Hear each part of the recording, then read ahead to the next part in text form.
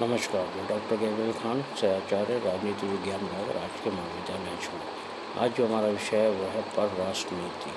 परराष्ट्र नीति का मतलब है एक राजा द्वारा दूसरे राज्यों से किस प्रकार के संबंध रखे जाएंगे, इसके बारे में परराष्ट्र नीति बताती है। मनुस्मृति में मनु ने परराष्ट्र नीति या परराष्ट्र संबंधों का उल्लेख किया है। परराष्ट्र नीति दो पक्षों को चित्रण करती है, दो पक्षों की ओर ध्यान दिलाती है। पहला है सैद्धांतिक पक्ष और दूसरा है व्यवहारिक पक्ष। सैद्धांतिक पक्ष में 3 प्रकार के सिद्धांत लिए गए हैं। पहला मंडल सिद्धांत, दूसरा षाड्गुण्य नीति और तीसरा उपाय। इसी प्रकार व्यवहारिक पक्ष में 2 प्रकार के सिद्धांत लिए गए हैं, गुप्तचर व्यवस्था और दूत व्यवस्था। दूत व्यवस्था और गुप्तचर व्यवस्था। तो सबसे पहले हम करेंगे मंडल सिद्धांत। मंडल सिद्धांत के में मनु ने जो बताया है वो ये कहा है कि एक राजा को अपने शत्रुओं की संख्या कम करके मित्रों की संख्या में वृद्धि करनी चाहिए, मतलब उसे अपने मित्रों की संख्या को बढ़ाना चाहिए। मनु ने राजा को राज्य मंडल या राष्ट्रमंडल का केंद्र माना है। मनु के अनुसार राजा राष्ट्रमंडल का केंद्र है। मनु ने इसके 4 प्रकार बताए हैं। 4 राज्य बताए हैं या 4 प्रकार बताए हैं। पहला 4 प्रकार कौन कौन से हैं? शत्रु, मित्र, उदासीन और मध्यम। शत्रु, मित्र, उदासीन और मध्यम। मनु का मानना था कि जिन राज्यों की सीमाएं परस्पर स्पर्श करती है, मनु से शत्रु राज्य की संज्ञा देते हैं। मतलब जिन राज्यों की सीमाएं आपस में मिलती है, मनु से शत्रु राज्य की संज्ञा देते हैं। दूसरा, जिन राज्य की सीमाएं शत्रु और मित्र दोनों की सीमाओं से मिलती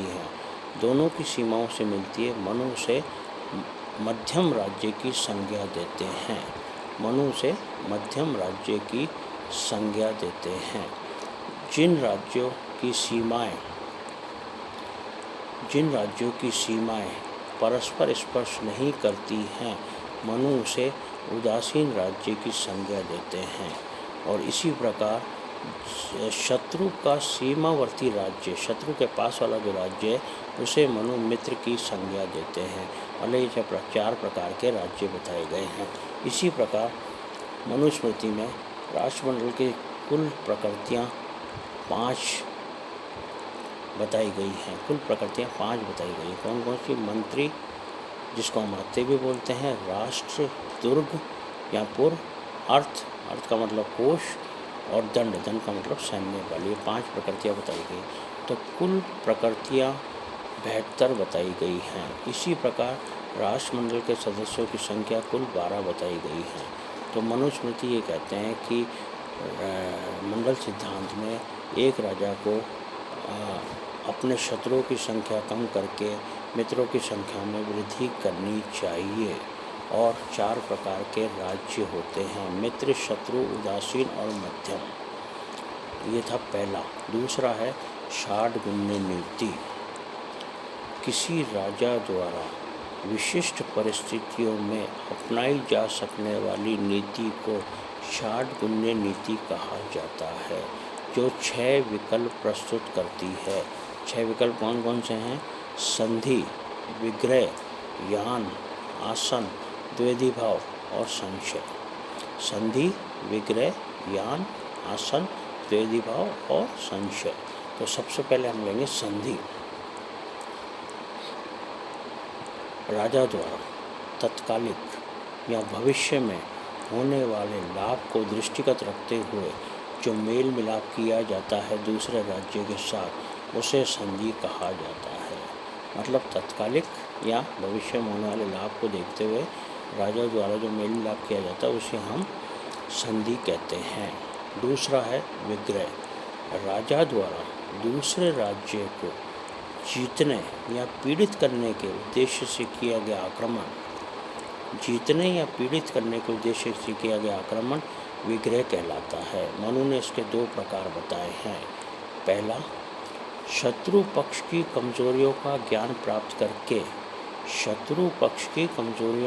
प्राप्त करके यदि आक्रमण किया जाता है तो वह प्रथम विग्रह कहलाता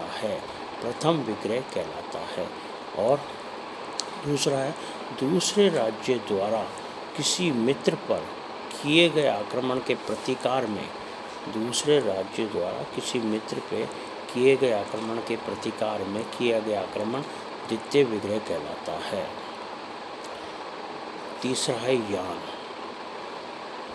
यान के बारे में मनु ने बताया है कि विजय की इच्छा एवं शत्रु को पीड़ित करने के उद्देश्य से एक राज्य द्वारा दूसरे राज्य पर किए जाने वाला आक्रमण यान कहलाता है। मतलब पीड़ित करने के उद्देश्य से और विजय की इच्छा से, पीड़ित करने के उद्देश्य और विजय की इच्छा से जो आक्रमण किया जाता है उसे यान कहा जाता है। इसके भी मनु ने 2 प्रकार बताए हैं। यदि समर्थ राज्य शत्रु को किसी आपत्ति में ग्रस्त होकर आक्रमण करता है तो ये प्रथम यान कहलाता है, और यदि मित्र से सहायता लेकर आक्रमण करे तो ये द्वितीय यान कहलाता है। यदि मित्र से सहायता लेकर आक्रमण करेगा तो ये द्वितीय यान कहलाता है। मनु ने परामर्श दिया है कि यान का प्रयोग राज्य द्वारा तभी किया जाना चाहिए जबकि उसकी सेना बलवान हो और शत्रु की स्थिति या परिस्थिति दुर्बल हो। शत्रु की परिस्थिति या दुर्बल होती है तो ही यान का प्रयोग किया जाना चाहिए। फिर आता आसन। राज्य द्वारा आक्रमण के स्थान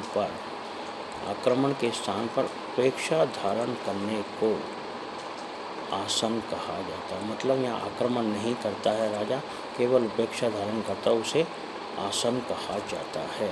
आसन भी 2 प्रकार के होते हैं। कौन कौन से? पहला है सेना या कोष के समाप्त होने की दशा में राज्य द्वारा उपेक्षा धारण करना। सेना या कोष समाप्त हो गया और राज्य द्वारा उपेक्षा धारण की है तो ये प्रथम आसन कहलाता है। और मित्र के अनुरोध पर युद्ध से उपेक्षा धारण करना, मित्र के अनुरोध पर युद्ध न किया जाए तो ये द्वितीय आसन कहलाता है। 5वां द्विवेदी भाव।